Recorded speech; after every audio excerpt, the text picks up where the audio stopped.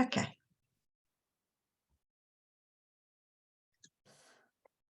Hello, good evening, everybody. I hope you can all hear me well.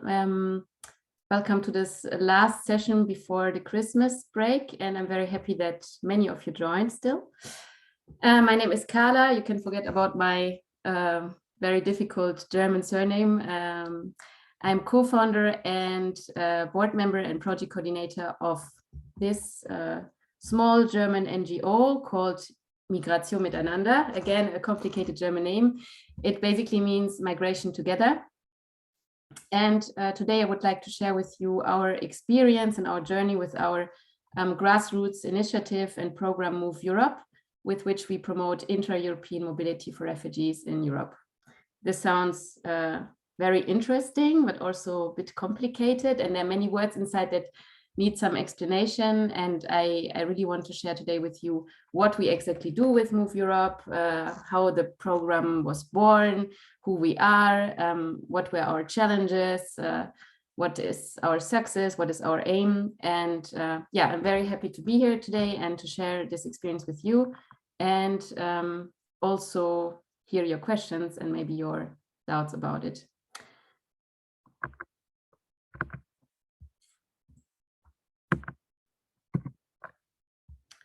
Okay, first of all, however, I would like to share with you who we actually are. So as I already said, we are a very small NGO. We are very young and international, and we have our main quarters in Germany, in the west of Germany, in close to the border, in a very small town called Witten. Maybe some people know Dortmund or Bochum. Most people know it from football. We have founded our organization in 2017, and I would like to share our story with you. So in 2017, we were actually a group of young people in Italy, all from very different backgrounds and experiences. And in our group, there were also people that had just newly arrived in Europe and that were students or also were seeking for asylum. Or had become an international protection status granted. And together we were kind of reflecting on the European asylum and migration system. And what we actually detected was that when people newly arrive to Europe, they get a lot of information about the country where they arrive in, how to best integrate and so on, but they do not really get information about the European context where they find themselves, and about their rights and opportunities in this European countries and in the European context. And especially for those that come to Europe and seek for asylum or seek for protection, there's a lot of lack of information on what they actually can do, not only in the country where they arrive, but also in Europe. And this was the moment where we all together decided that we want to start an initiative or a program which promotes like the opportunities and rights of newly arrived people, especially of those that seek protection in Europe, and with the aim actually to give them the access to education and work. So not only in the country where they arrive, but all around Europe. And this, of course, is then also connected with mobility. I know we have some people here in the course that are not from Europe, so I kindly invite you throughout this whole presentation maybe to think about your own context, where you come from, and if there is maybe a similar structure of mobility or not mobility for different kind of peoples, and yeah, maybe share later your thoughts about it too. So now you could think, okay, great, we wanted to create this initiative that promotes the mobility opportunities and rights of people, and based on the needs, because actually in our group there were some people that had a need to move. But you would say maybe, okay, but what is the overall benefit? Like, why did you want to do this? I know that you already had some sessions in this training course about the European asylum system and also about Schengen and Dublin. So I pre-assume that you have some basic knowledge. I just want to repeat like why we actually believe that it's important to have a program that is sharing with people their rights and opportunities, not only in the country where they arrive in Europe, but all around Europe. So as you know, when someone arrives newly to Europe, especially when they seek protection, they arrive mostly to the external borders of the European Union, which are at the moment countries that have not the best economic situation, unfortunately. And even many young people from these countries see themselves forced or want to go to another European country to find work or educational opportunities. And then also the asylum system in general implies to people who arrive and seek protection that they have to stay in the first country where they arrive, or better said, the first country where they arrive is responsible for the asylum request. And this means that many people, of course, arrive in countries such as Spain, Greece, Italy, or also in the Balkan countries on the eastern borders. And they are actually forced to stay there and wait for their asylum claim to be answered. And this means that many people, when they don't want to stay there or they cannot stay there because maybe they have to wait for years, or maybe the reception conditions are really poor, or maybe they simply want to move to another member state, but they do not have the opportunity to have family members there with whom they could reunify, or to be part of an amazing relocation process, that they also start to move irregularly. So for example, someone that arrives in Greece and applies for asylum, but has to wait for years, decides one day to just move to another member state, and so on. And that is how people actually are forced to move irregularly between the member states, and this creates the so-called secondary movements. I think I've heard about it for sure in one of the lectures. And it pushes people into a very vulnerable situation where they have to ask for asylum again, they have to wait again in another member state for an asylum procedure, or maybe even they try to hide and to stay without documents to work, and they are forced into black market work or in all these kind of things. I put here a picture which is very symbolic of the situation. It's at the French-Italian border in Ventimiglia, where many people, I actually don't know how the situation is currently, but this is from I think from last year, this picture, where people often get stuck because they cannot pass, but they would like to go from Italy to France. You can imagine about other situations in Europe, like for example, in Calais, in the northern France, of people that want to move to England. There, the situation nowadays, again, is very, very, very, very bad. Maybe you have heard about the jungle of Calais. You can think about the Greek islands where people get stuck. You can think about the Alps, where unfortunately people every year freeze because they cannot pass the borders in a legal way. So all this, of course, creates an image, a story around migrants that come to our European context for the host societies, which is very negative. Because whether they stay in the first country, maybe where they do not have opportunities and they get discriminated, or maybe they are also pushed into irregular work and so on to just earn some money because there are no other work opportunities, or because they are kind of in this legal limbo, let's say, where they cannot really build up a self-determined life where they want in Europe.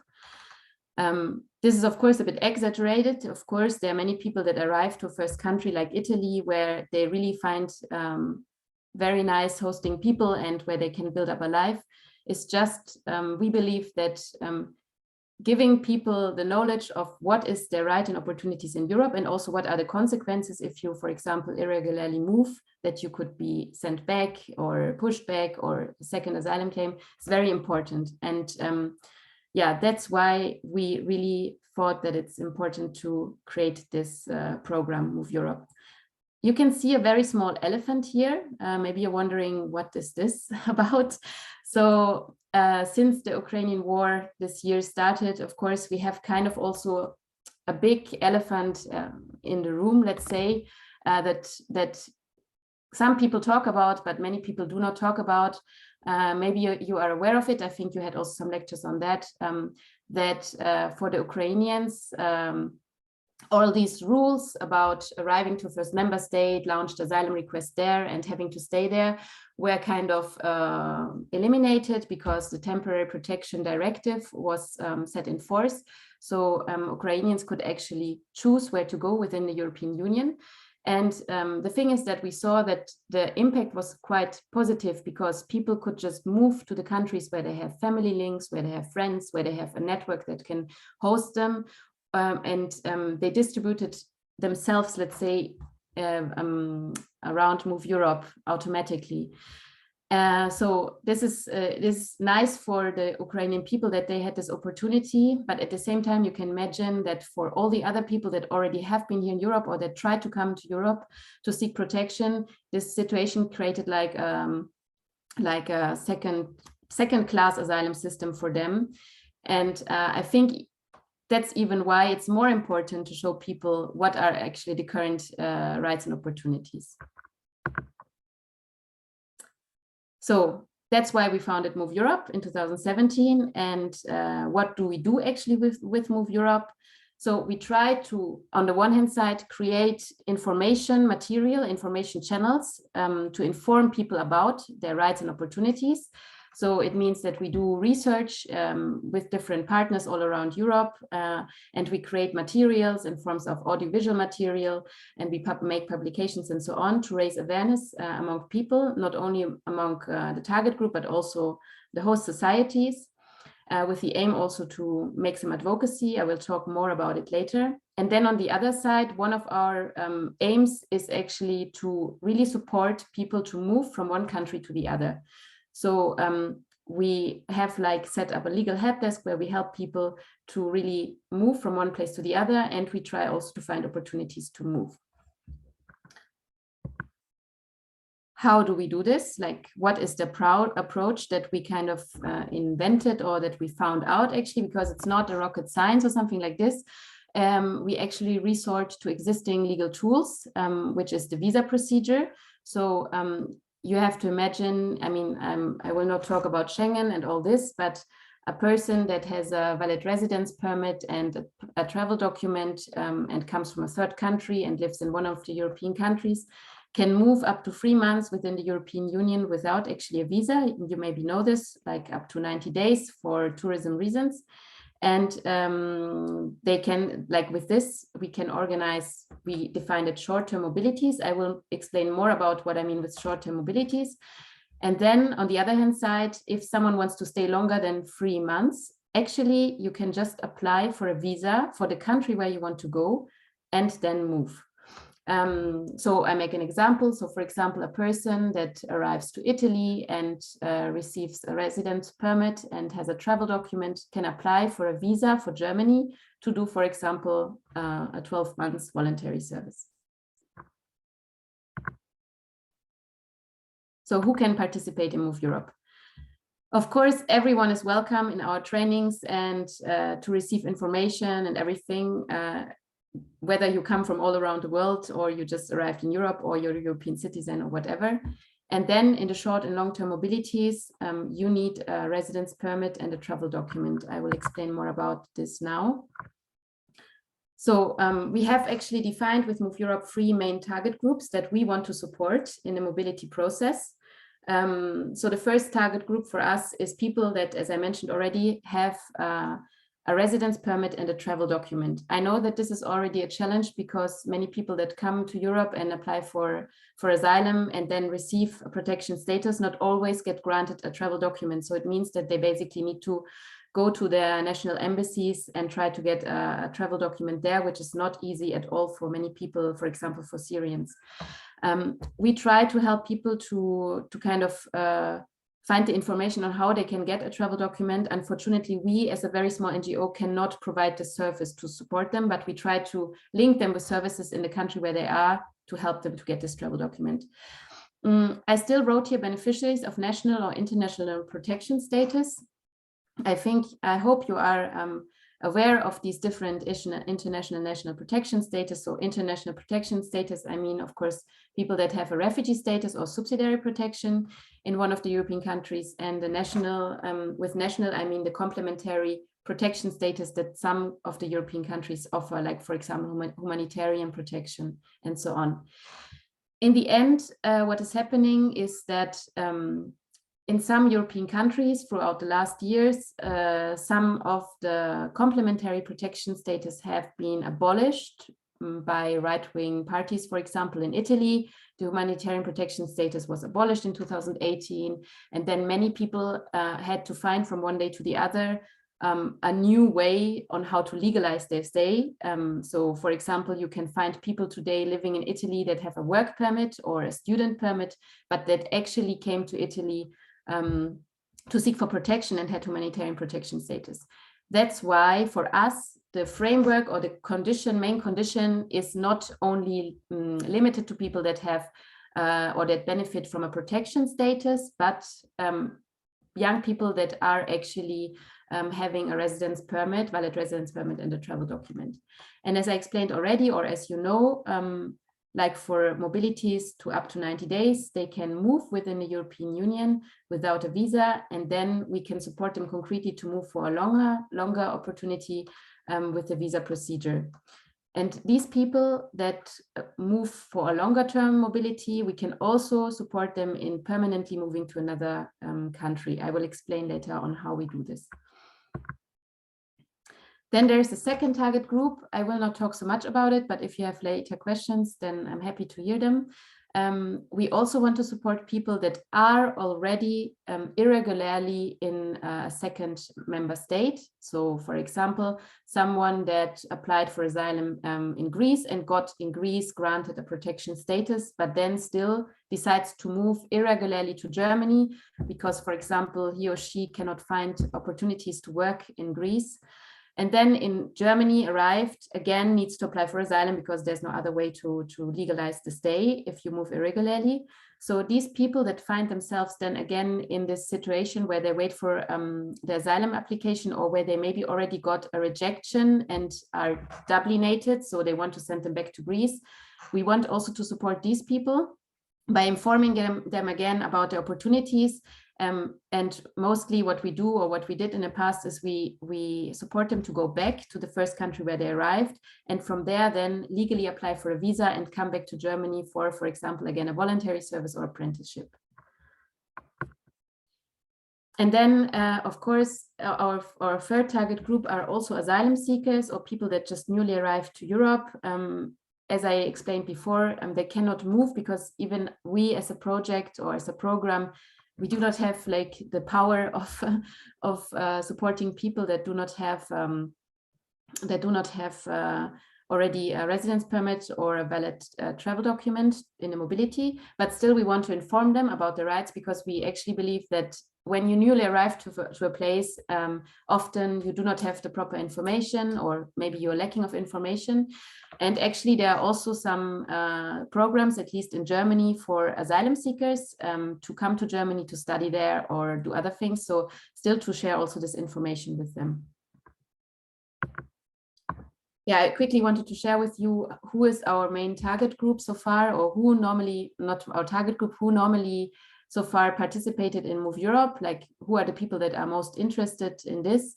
So we get a lot of requests and applications from young, especially single men, also some women, but less, mainly from Sub-Saharan Africa and Middle East. This is also due to the fact that most of the people that apply to us or that write to us are in Italy or Greece.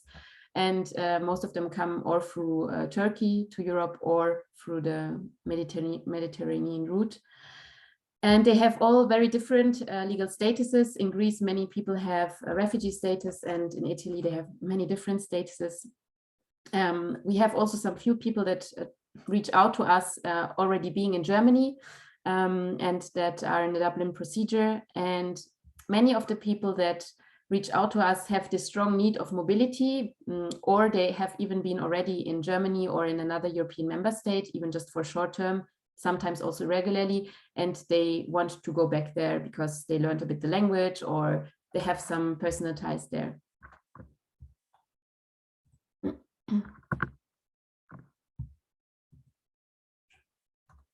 Yeah, here I wanted to show you how this mobility works. So what I forgot to say in the beginning is that our program actually was born in a binational context.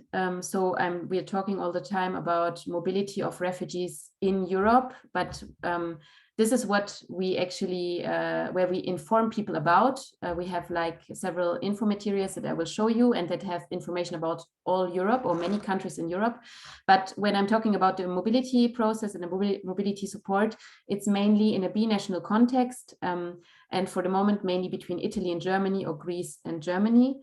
And yeah, we have like some main partners in these countries. For example, this small organization here in Bologna in the north of Italy called Universo.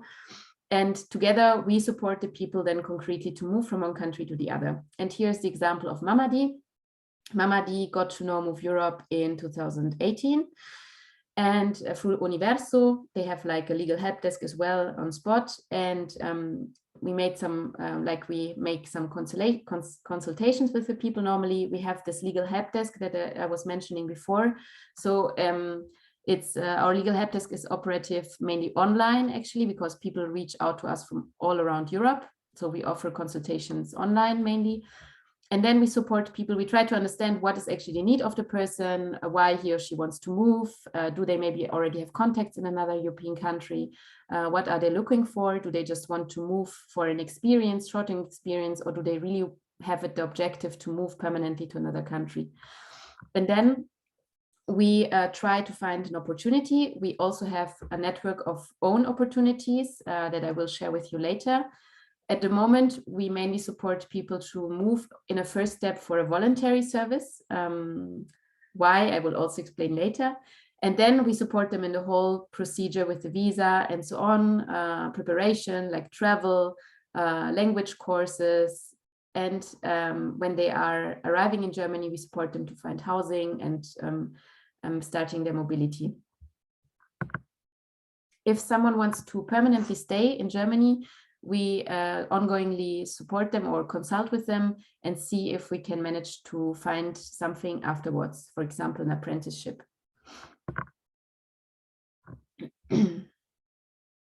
Yeah, I wanted to share with you some more information about what I mean with short and long-term mobility. So first of all, these short-term mobilities, I refer always to like mobilities of 2 weeks or 3 weeks, sometimes also 3 months. For us, we defined this with up to 3 months because you don't need a visa, as I explained. So the benefit of it is that you can just have a first experience in another European country. This is not forcibly Germany because we have a lot of partners all around Europe. And you can get to know the country, the language. You can have this experience of kind of being part of something bigger than just being in Italy or Greece. You can just come to Germany maybe and meet other young people from all around Europe. In the case of Mamadi, for example, he came to Germany just for a 2 months voluntary service in one of our partner organizations. And he by himself, he could manage to find in these 2 months an apprenticeship. Mamadi had been in Germany before, like because he moved irregularly to Germany some years ago, and then he was Dublinated and sent back. And when he found out about Move Europe, for him it was an opportunity to go back to Germany, but with a kind of an organization that supports him. And in these 2 months, he found an apprenticeship as a chef, like in a restaurant.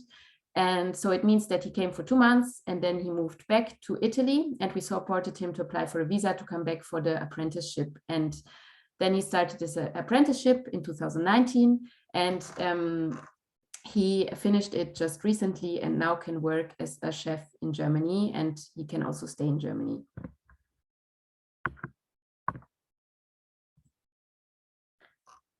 You can see Mamadi again.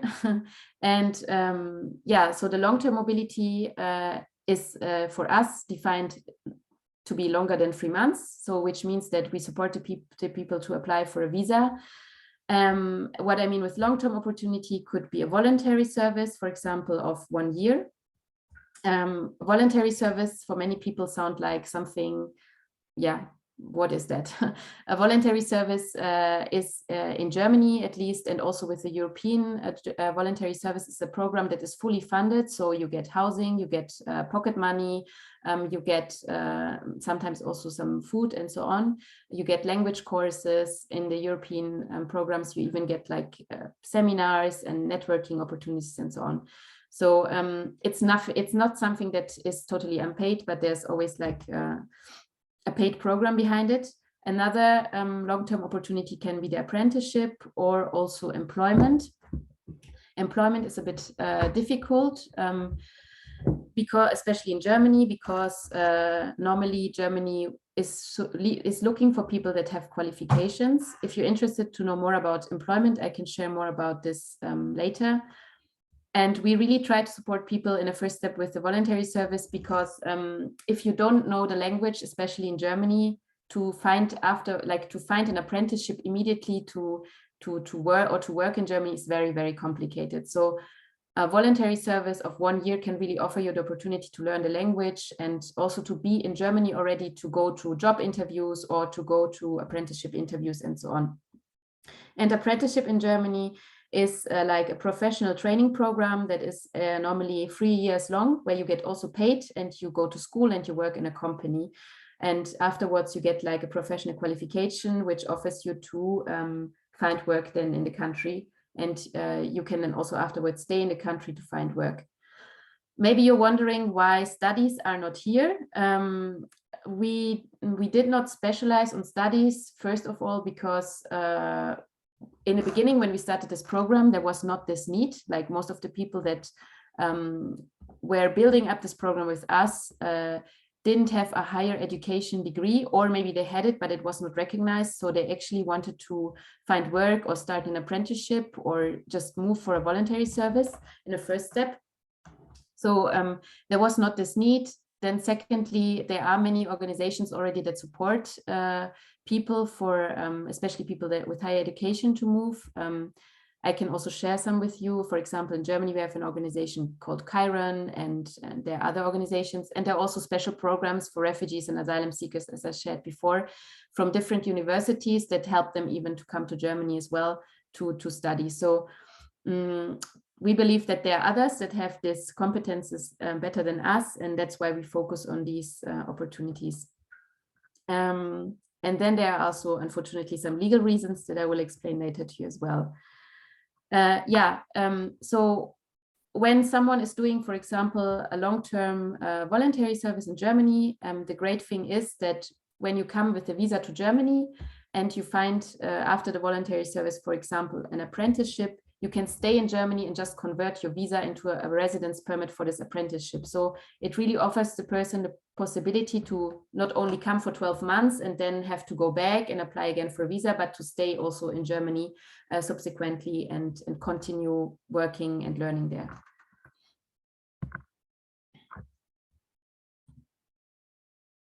Okay. Yeah, now I would like to share a bit with you how we do this, all of this. I know some of you are interested also to, or maybe you're part of a grassroots movement, maybe you are having your own projects, maybe you want to become part of a project, or you want to set up your own project. So now I would like to share a bit with you on how we started and also how we are funded and what kind of challenges we encountered. So after we started our association in 2017 and 2018, we started with the mobility support. Of course, we had to build up kind of first a network, because of course we cannot do all this alone sitting in Germany. We need people all around Europe that support us with this. We need partners, and that's why in 2020 we had the idea to create local groups of mainly young people. It's very similar to this project actually here, where the idea is to support young people all around Europe to build up their grassroots movements and to connect with each other. So for us, the idea was to create like local groups in different countries for Move Europe that in their local context promote Move Europe, our approach, that promote like the mobility rights and opportunities for people and that support them on the ground. And it was really amazing because although there was the pandemic starting in 2020, we managed to set up 20 groups within only a few months. How did we do this? Maybe we were lucky because there was the pandemics, because we did it through social media mainly. Within really 3-4 months, we got a lot of applications, and what we did with these groups is to apply for funding to the European Solidarity Corps program. I can share later the link with you. There's a project funding for solidarity projects, it's called. It's a very small funding of 6,000 euro. But still, the good thing is that you can be just an informal group of young people. You need just 5 people. Young means 18 to 30. And yeah, it's really great because you don't need an association forcibly. You can be supported by an association, but you don't need to. And then you can also get some extra funding for coachings that you can get from experts and so on, and also for some like translation or cultural mediation. And yeah, so we applied for this funding and we were very enthusiastic. You can see here the groups that we founded in the beginning. And then 6 months later, we got the answer for the funding, and unfortunately only the groups in Germany were funded and one in Italy, which was very frustrating. And you can imagine that, yeah, the motivation went down for many of the groups, and unfortunately, many groups kind of fall apart and they stopped working or collaborating with us just because, yeah, it's hard to carry out an activity if you don't have the funding. And yeah, still many, like some of these groups stayed active, and actually almost all the people that we have found in this network stayed in our network, which is really great.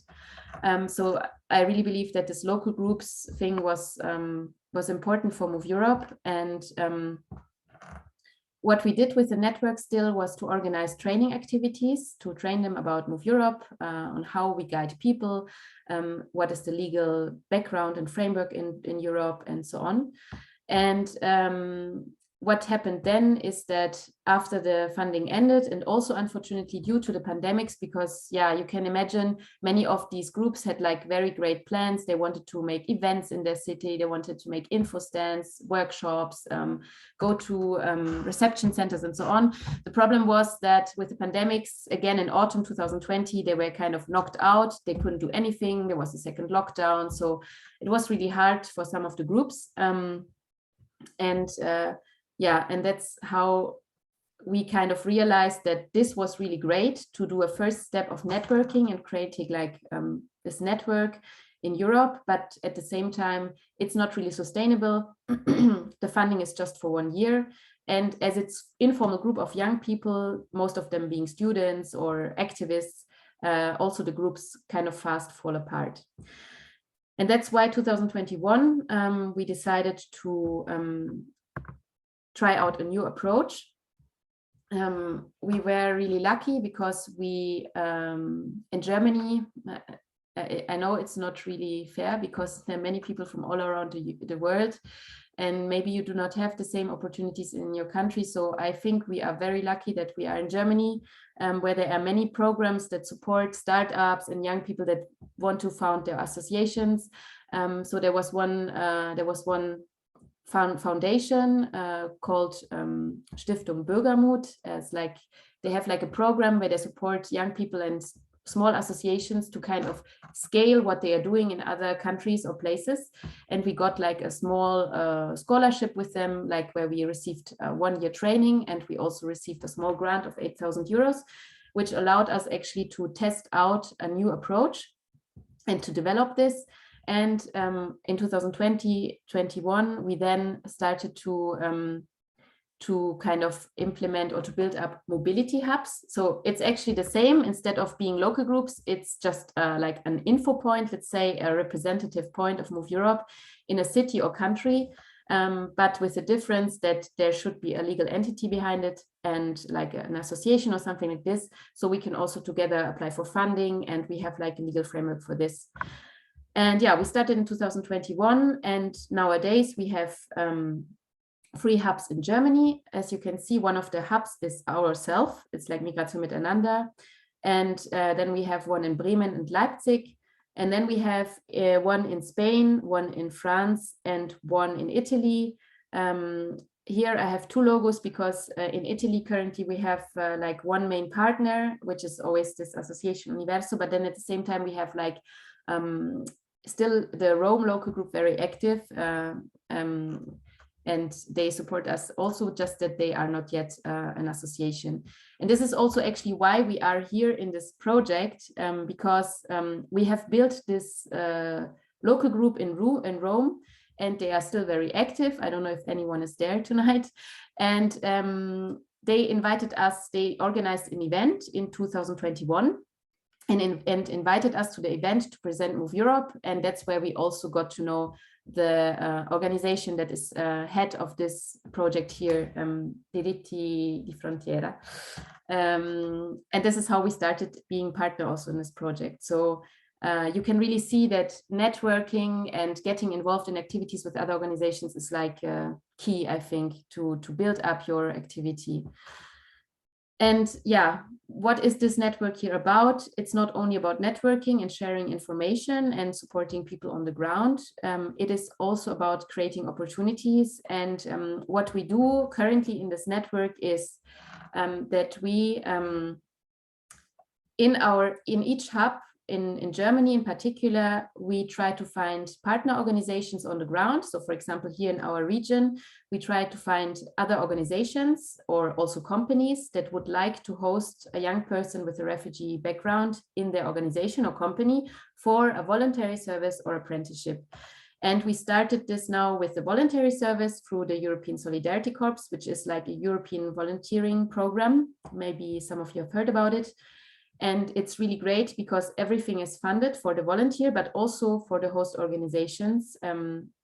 So they don't receive money, but they have like coverage. They have money to cover the housing of the volunteer. They have money to cover a language course and so on. So, and this is also how we maintain kind of this network. And yeah, we started last year and it's going quite well. But I will tell you now also about our challenges that we face. Yeah, I think I still have time. So yeah, in our network, we, and also in Move Europe, we have different challenges that we face. First of all, you can imagine this is a very complex program where it's a lot about legal, administrative, and bureaucratic steps for the people that want to move, and also for the organizations that want to host them. So first of all, what we discovered throughout the years is that, for example, the European Solidarity Corps program, so this program that I'm mentioning here, is actually legally excluding in Germany people with international protection status from long-term mobilities, which is very bad. Because this program, the European Solidarity Corps program, and also Erasmus+, they actually promote especially their mobilities, like the voluntary service, the youth exchange, and so on, especially also for young people with fewer opportunities. They call them like this. So this includes also young people with international protection, so young refugees. And the problem is when we first supported a person to do a long-term voluntary service in Germany, it was a participant in 2019 from Greece. So it was a young man with a refugee status, and we applied for the visa. And the visa was rejected by the German embassy, saying that legally he cannot participate. And that's how we actually found out that in Germany, you cannot do in Germany a long-term European Solidarity Corps voluntary service if you have like international protection status. Even Erasmus+ didn't know in Germany. So we found out this legal barrier, and we continue finding out from time to time legal barriers also in other countries. We have developed now some material, as I said, that has this information, and we try to spread it. But yeah, so this means also that our nice network here, which is working mainly with the European Solidarity Corps, we try to support young people with refugee status to come to Germany, but actually they can only come for short-term mobilities, like short-term voluntary service up to 3 months, and this is not our aim. So we are kind of now in a big, it's a big challenge for us, because we have to rethink our whole network actually, and we have to see on what kind of other mobilities we can add, so that not only people with complementary protection can come, but also young people with a refugee status or subsidiary protection, which is actually one of our main target groups. So in Germany, this is quite easy because there are other national voluntary service programs. Again, it's all about networking. You need to have the resources and the man's force or man's craft to kind of build up another network with organizations that exist already and that offer national voluntary service and so on. And also it means that we want to work more with companies that offer apprenticeships, so we can offer these opportunities as well more. Because these two opportunities in Germany are not excluding young refugees. The same, unfortunately, in Germany, like the same law that is excluding the people from the voluntary service is also excluding them from studies. That's why I was saying before, for the studies, we also, for legal reasons, we have like kind of, we're not working on it right now. Of course, there are these programs, but the programs for example, to bring someone from Greece to Germany for studying there are special programs where there are like cooperations between the embassies and the universities. So they have like exceptional possibilities to bring people. For us, when we go with someone to the embassy and apply, then it's legally actually not possible. So this also brings me to the point that so far we do not have, like, we are an NGO, a non-governmental organization, and we are a grassroots movement, and we do not cooperate with the German institutions or something like this so far. Of course, we cooperate with them when we apply for a visum, but we don't have kind of every year 10 visa for Move Europe participants that are automatically offered by the German state or something like this. This is also one of the challenges that we are still facing and where we would like to work on, which is a long-term process, because the governments right now in Europe are not interested actually to bring people legally from other European countries to Germany. I can share about this also more later. Then, of course, you can imagine that if you have a participant, a person that would like to move, and you have maybe an organization that wants to even host them, then things need to go fast, because you apply for an opportunity, and for example, you want to come in 3 months or 5 months to Germany and start your voluntary service or do your apprenticeship. And the problem often is also the visa procedure, which is there are a lot of long waiting times. Before it was mainly due to COVID, then now with the Ukrainian war, the embassies are totally overwhelmed. So this also creates issues for us. And yeah, as I said, we do not have cooperation with the embassy. So we go case by case to the embassy. And then also for some of the mobilities you have, when you apply for the visa, you have to prove that you can actually secure your livelihood. What does this mean? It does mean that you, for an apprenticeship, for example, you have to prove that you can cover your housing, you can take care for yourself. You have to have, like, at the moment it's 856 euro per month. You have to have them.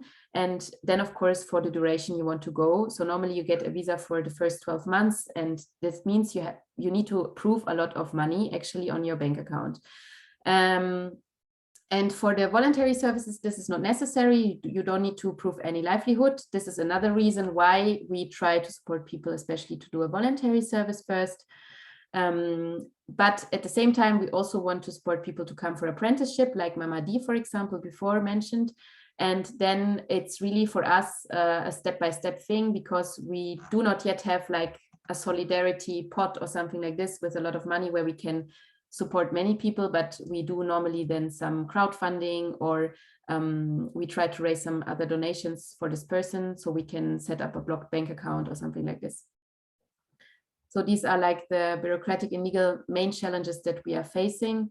Then there are some other challenges that we face, or that the persons often face. So for example, for the voluntary service, of course, you do not need any particular educational background. Another reason why we try to use it first. But for example, if you want to do an apprenticeship, then you need sometimes a school degree or a school degree that can be recognized in Germany. And this is not always easy for the people we work with. And sometimes you also need to have already advanced language skills. So this is also something that not everyone can already provide. Then we deal also with a lot of lack of information or wrong information. So sometimes people, for example, do not know about, or they have different informations from their own networks. and it's hard to yeah, convince them about the opposite, or it's simply for example, they are not aware, for example, that they could apply for a European long-term residence permit and with this already move. For example, in Italy, this is applied a lot. After 5 years, you can apply for this long-term residence permit. And this then offers you also the possibility to move legally, and you don't need visas and so on. So this is something else we sometimes struggle with. And then, yeah, we have already this network now, and this is actually our network. So we have, this is like, let's say, our Move Europe network. Besides of this network, of course, we have also partner organizations all around Europe with whom we conduct projects. And I will share some of these projects with you later.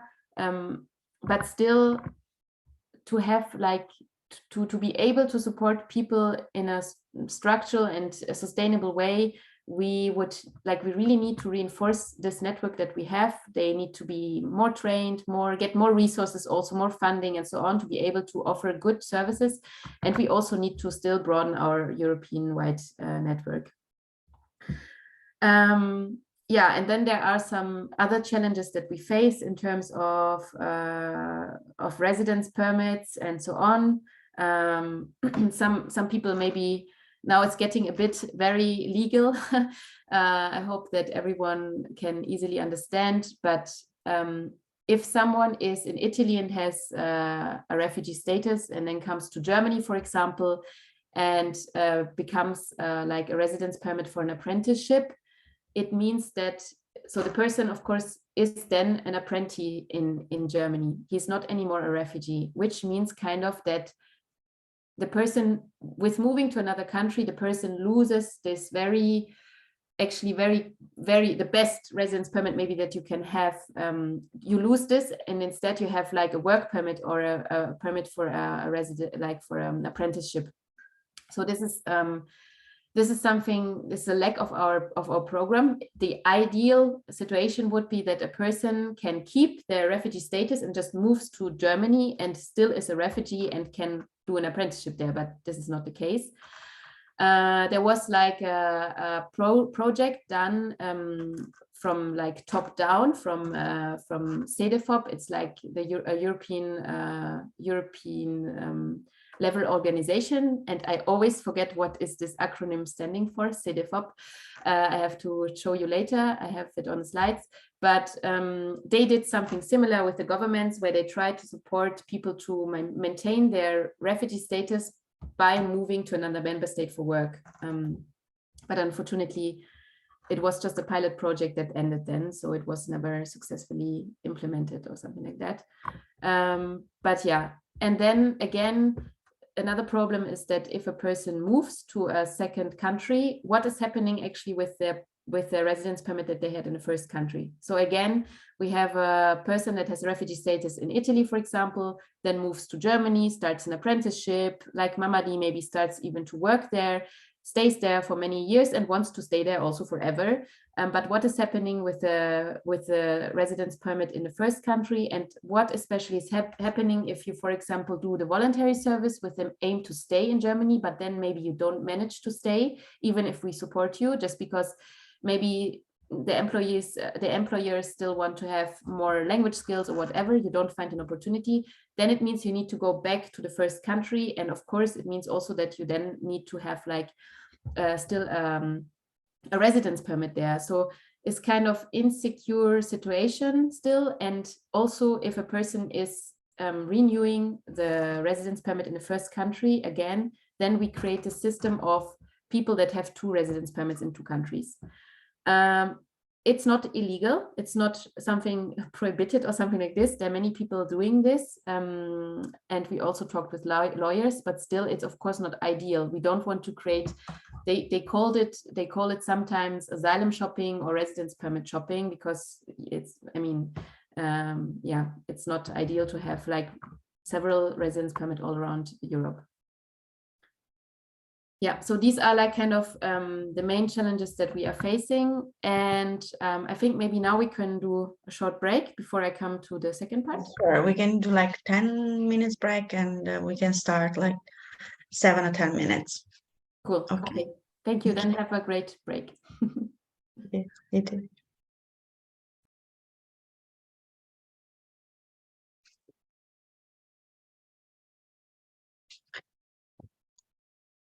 So I think we can start with the second part of the lecture. The people are still here. So yes, Carla, the floor is yours. Perfect. Thanks. I hope you all moved a bit around talking about mobility. Yeah, so it's never nice to go into a break with the challenges. So let's go quickly to the nice things that we actually managed to do with Move Europe, and the impact that we try to reach, or the outcomes that we maybe managed to have, better said. So yeah, as I said, we are supporting people to individually move, and here we have supported some people to permanently move to Germany. All of them came from Italy, and one person actually participated in a short mobility in Germany. He came from Greece and afterwards moved back to Greece, but then found out through us about a study opportunity in Austria. So then he moved to Austria. So we more or less supported 5 people in permanently migrating to another country. Almost all of them started with a voluntary service, short or long term, like Mamadi, and then stayed in Germany. Out of these 5 people, 1 has been a woman. So the numbers are very, very low. COVID was not helpful for us in this. Still, we are very proud or very happy about every person we could support. Of course, our aim would be to support more people. And this again means that we need a more sustainable network for sure. And so these people now will also stay and work in Germany and hopefully build up their lives there. And then we support more than 200 people in short-term mobilities, like I said before, participating in a youth worker mobility, in a training, or also in a youth exchange, or in a 2 or 3 months voluntary service. Like besides of Mamadi, almost all of the people went back then to the first country and continued there their life. But yeah, so this was what we did in terms of mobility support. And then in terms of information and advocacy, we created a lot of info materials. In the end of this presentation, I have one slide that is sharing with you all the links and so on. They are published on our website. For example, we have developed with 7 European partners this mobility guide. This was a project funded by Erasmus+, where we kind of have collected information about 7 countries: Germany, France, Spain, Italy, Sweden, Belgium, and Bulgaria.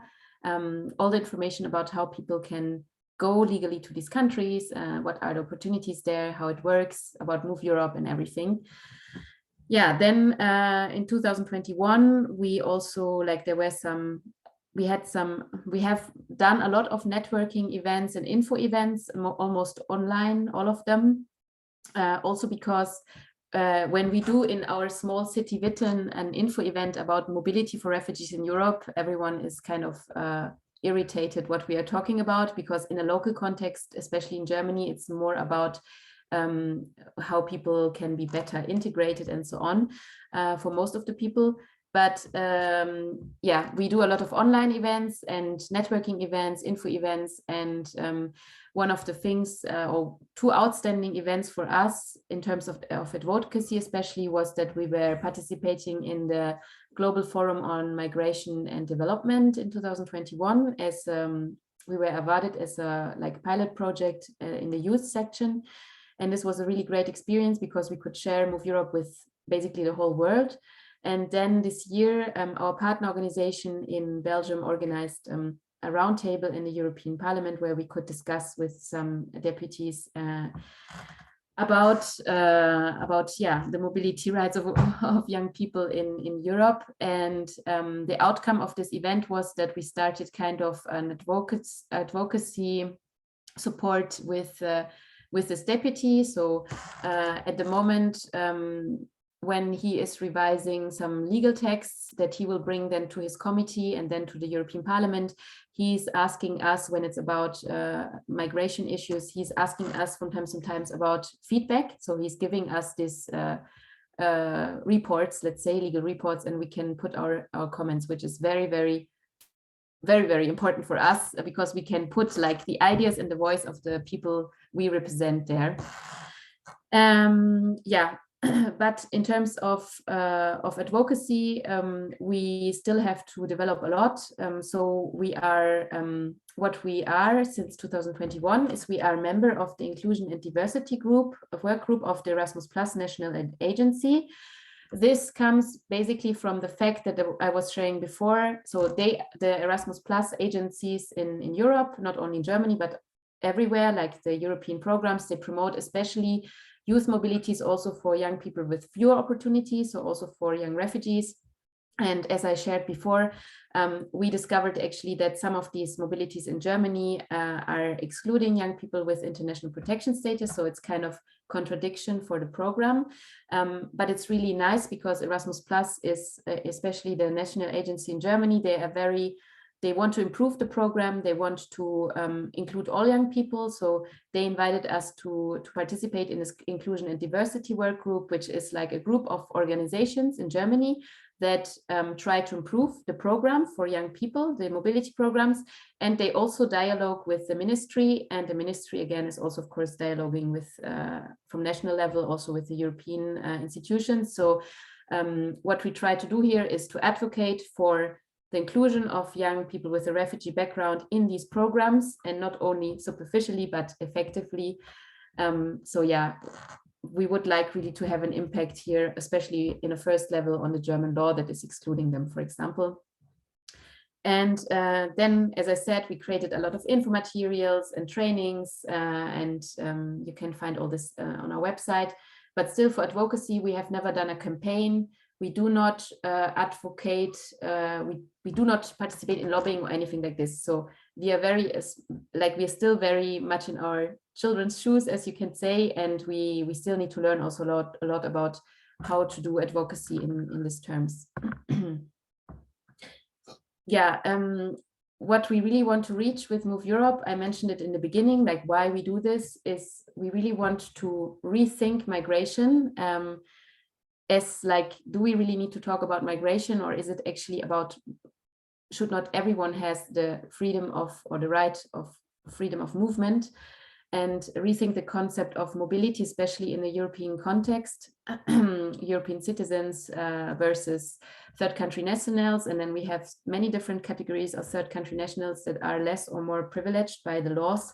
So we really want to raise awareness on this, and also what the current system has as an impact on people's life, and not only on the individuals, but also on the member states and on the hosting societies and actually everyone involved. So what we want to do is not just to criticize the system. Actually, with Move Europe, we want to offer a positive alternative solution to the system, to the current situation. The ideal situation would be, of course, that we have a system that is totally changed, where people that arrive to Europe have, for example, the same rights than the Ukrainians. They can just choose the place they want to go and can settle down there and build up a life, or having some other mechanisms, but not the current system. But in the meanwhile, while the system is like it is, we would like to offer this alternative solution and to spread the word about it. And then, as I said, like one of our bigger objectives is to kind of shape positively, or shape in a different way, participate in shaping the current European asylum system, and also the laws that we have in Germany, especially. Yeah. I want now to jump to a very different point, but I know that it's important to share it. And also, I guess many people are interested about how we are actually funded after what I shared with you and how we started. So how did we start in 2017? For almost 1 year, we actually didn't have any funding, because when you are like all of us have been like students or still in the apprenticeship or just newly arrived to Europe. So we didn't have the time to dedicate like a full-time non-paid work to this association. And so it took us some time to get first fundings. But the first fundings that we actually got were not for Move Europe at all. It was for small local projects where we worked rather on exchange of young people with different backgrounds, or like we had like a local help desk where people could get support for applying for jobs and so on. And these fundings, we applied them mainly to the city hall, and these things was like very small scale funding, like 6,000, 8,000, 3,000 euros. And then actually for us, I think the turning point was the accreditation, when we applied for accreditation for the Erasmus Plus programs and the European Solidarity Corps programs. Since then, we actually are mainly funded until today through Erasmus Plus and the European Solidarity Corps, which is very interesting because, as I say, they kind of see us, especially in Germany, see us like an expert on this topic of youth mobility, especially for young refugees. And also they take us as a reference point for this in Germany, and they also want to support our activities because we are promoting the inclusion of these young peoples in these programs. But at the same time, they are part of the European Commission and of the European system. And it's interesting because it could be kind of contradictory, let's say it like this. But yeah, for us, it's kind of our main source of income. Erasmus Plus is here. Maybe many of you know it for the students programs and for example, this kind of project here. So Erasmus Plus is not only about students mobility. Erasmus Plus has many different funding opportunities, among other things, for example, the key action 1, which is about training young people and youth workers and social workers. So in the framework of K1, you can, for example, organize trainings, and we do this for our hubs, for example, or for our network. And then you have also K2 programs where you where we, for example, created this info materials with the 7 partners. It's like 2 years of project where you have a lot of funding to create like info materials or like a platform and so on. So best practices sharing and so on. And then, as you can see, we have a lot of funding from especially German NGOs, sorry, not NGOs, foundations. Maybe you have seen some of these. And yeah, again, I know that we are very fortunate to be in Germany because there are a lot of opportunities for associations in the migration and youth and educational field to get funding. Yeah, I just wanted to share that we actually do not have donations at all. We also, at the moment, like until nowadays, we never worked on this. We are not trying to reinforce this or something like this. We get not even 1,000 euros per year. We could maybe do much more. The only thing that we try to get donations for is when we want to support a person for a mobility. As I said before, we do crowdfunding and it normally works quite well. And then we have the membership fee for our like associations members. We have around 30 members and it's like 12 to 24 euro per year. So you can imagine that this is also not one of our biggest income sources. But yeah, just for you to know how we are actually funded. Yeah, and then I was mentioning before, this goes a bit also in the framework of here advocacy and what we want to reach, where we want to go. We are actually always trying to improve and to rethink also our own work and Move Europe. As I said, we are facing now actually a bit bigger of issues because the mobility opportunities in the network that we set up do not really work in Germany for refugees. So we have to try to find a solution. And we also try to understand always if we should rather focus on fighting for rights, let's say it like this, or kind of promoting integration in Germany through work and education and being like more an organization that collaborates a lot with the government and tries to bring a labor force to Germany. why do I say this? Because you have to understand where to put yourself, because even if you do one thing, it does not mean that it excludes forcibly the other thing. But after a while, you need to understand what is working better. And yeah, I want to share here some projects that I mentioned before, or programs that have a similar approach. So for example, you can see here Talent Beyond Boundaries. This is an organization that does actually almost what Move Europe does, but in another geographical context. They are based in the US and in Canada. And what they do is they want to support refugees, very generic, but let's say it like this, refugees that are in, for example, Lebanon or in Syria or wherever, to bring them to Canada, but not through a resettlement program as a refugee, but to see them as skilled workers and to bring them directly as a skilled worker to Canada. So I don't know, if you are, how do you say, like a baker or an engineer or a doctor or whatever, a teacher, they try to bring you then from Lebanon directly to Canada for a concrete work opportunity. And with this, they also want to change the narratives on people, showing that they are actually, yeah, like people with skills and not just refugees sitting in a camp, let's put it like this. And yeah, we had several meetings with them also to exchange on how they work. And my last update was also that they wanted to come also to Europe and offer their services there, especially in Great Britain. But then Great Britain dropped out of the European Union. So I don't know what they're doing right now, but you can check them out. And it's actually quite nice. And they have, for example, very strong this approach of supporting legal labor market integration, bringing labor force to Canada, and so on, and seeing people as skilled persons and not as just refugees.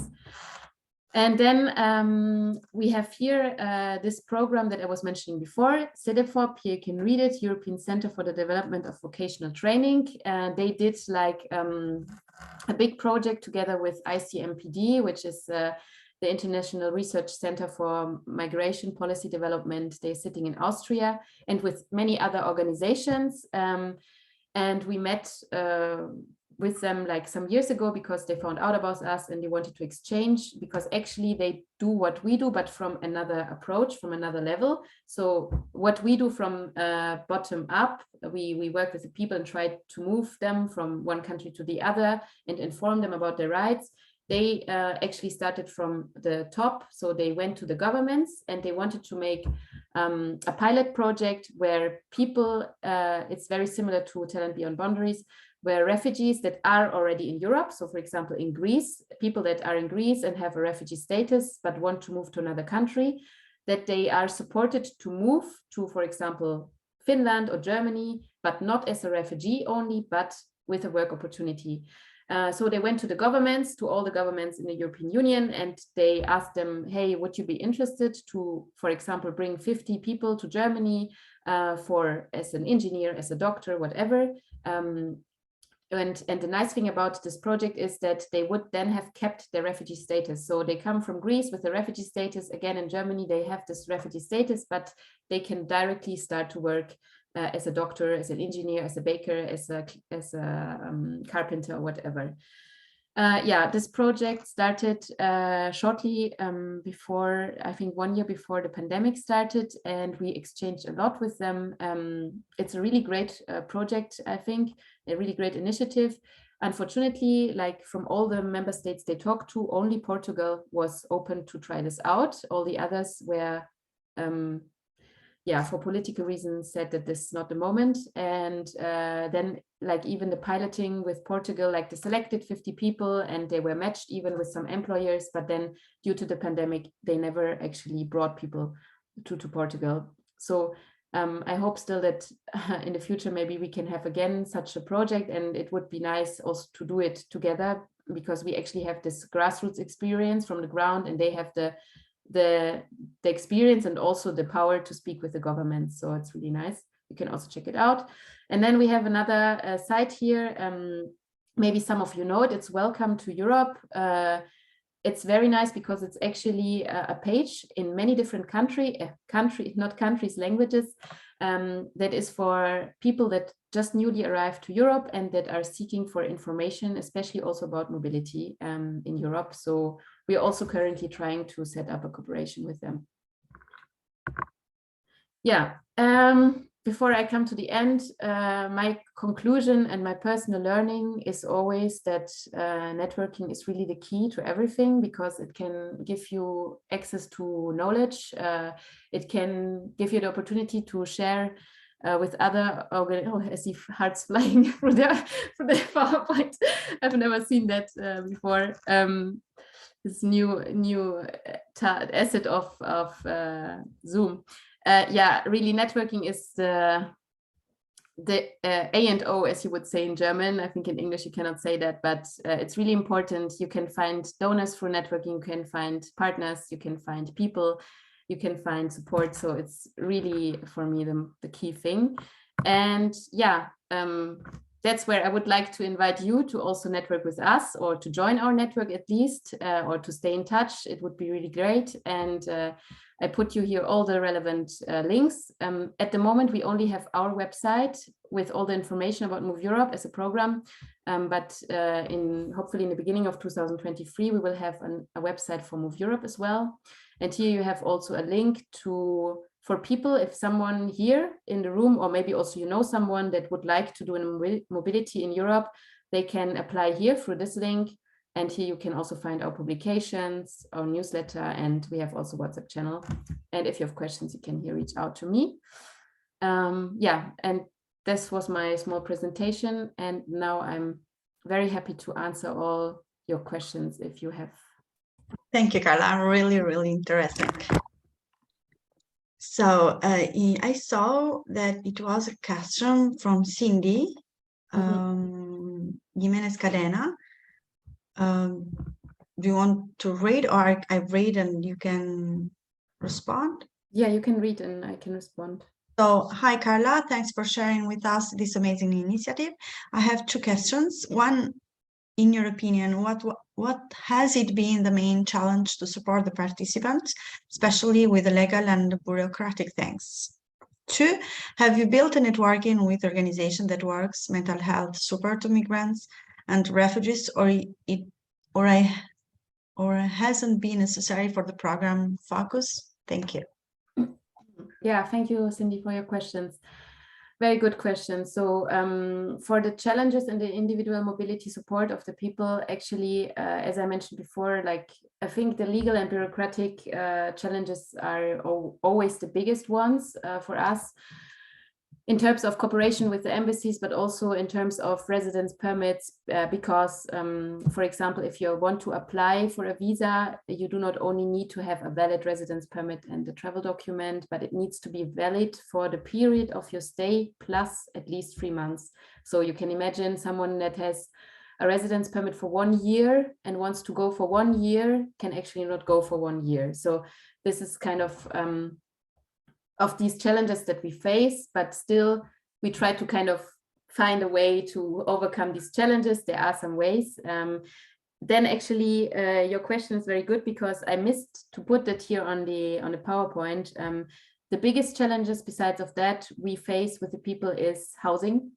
So when someone is coming to Germany and wants to permanently stay, we actually would need an extra network only for housing, I think, because yeah, people are really like we can support them with finding an apprenticeship, with like finding the institutions where they can get help with like with daily things that you need and so on. We can support them ongoingly, but for housing we also have like limited capacities to support someone really to search for a house, and housing is a really big issue everywhere, I think. So this is something that we really have to work on. And also language.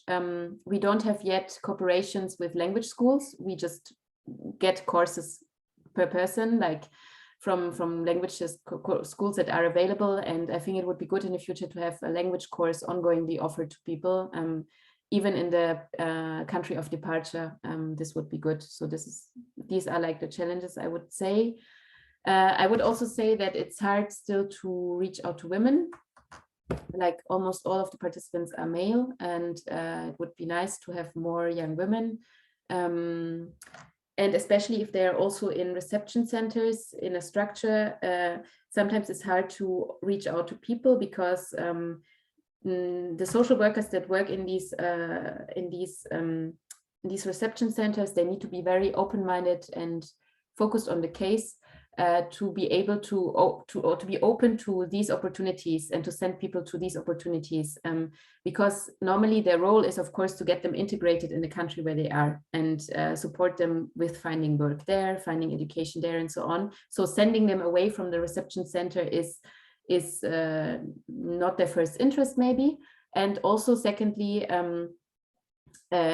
like one of the biggest fears of the person, but also of the social worker, and it's right, is this one here.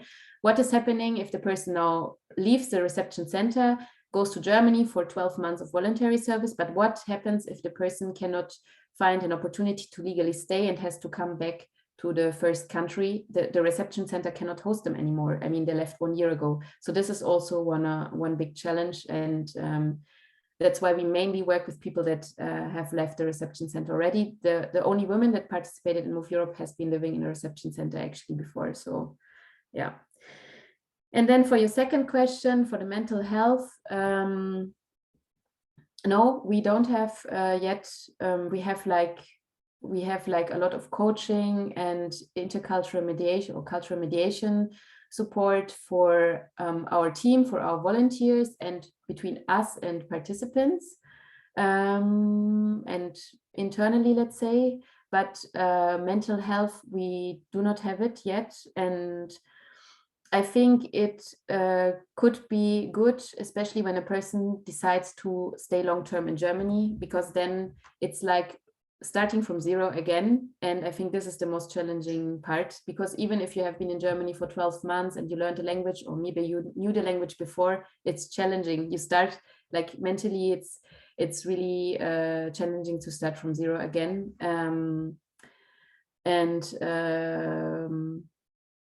Yeah, also because most of the participants that we have, they actually looking for having a stable income, because they need a stable income. When it comes to trauma and so on, most of the people that participated didn't have the need to have mental support because of traumas or something like that. But I think it would be for sure good to have this connection in the future. Thank you. So this was the unique we had question. But if someone want to speak or want to make a question directly to Carla, they can raise the hand and I can allow them. I can turn on the mic. Yeah, we can also just wait some minutes and stay here. Don't feel pressured. You can also just write in the chat.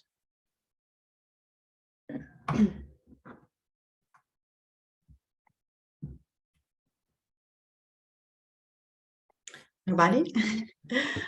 Yeah, and if you don't have questions, I mean, the PowerPoint will be shared as well with all the links. And I can also just leave my email again here, or the emails that we are most important. So anyone wants to reach out directly, prefers to reach out directly.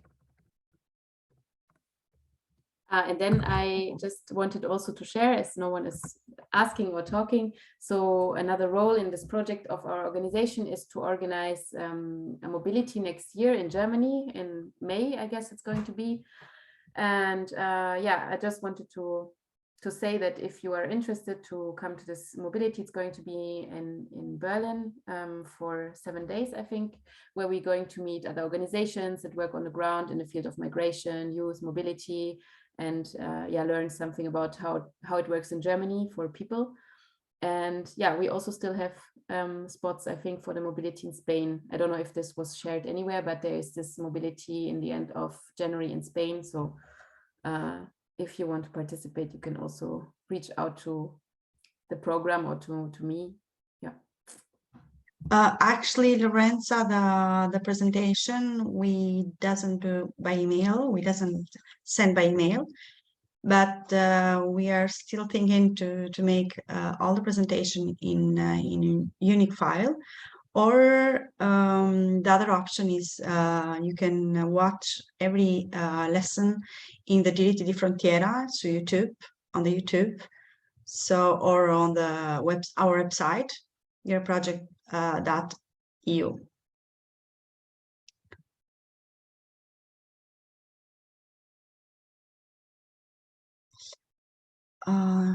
Will there be more info on the mobility in Berlin next spring on your website? We'll talk about the mobility because the mobility is a part of this project, your project, and it will be in 3 countries, Spain, Germany, and Italy. So we'll talk a lot also on the website, our website, yourproject.eu. So we'll speak about all the project, all the mobility in Spain, in Germany, and then in Italy, and all they do, all the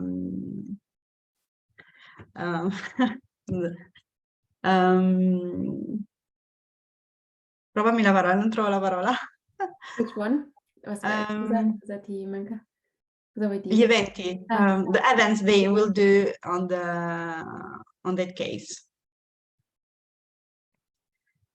So I think we doesn't have any other question about the lecture of today. We'll wait some few minutes, but if someone doesn't have, we can finish tonight a little bit early. It's okay.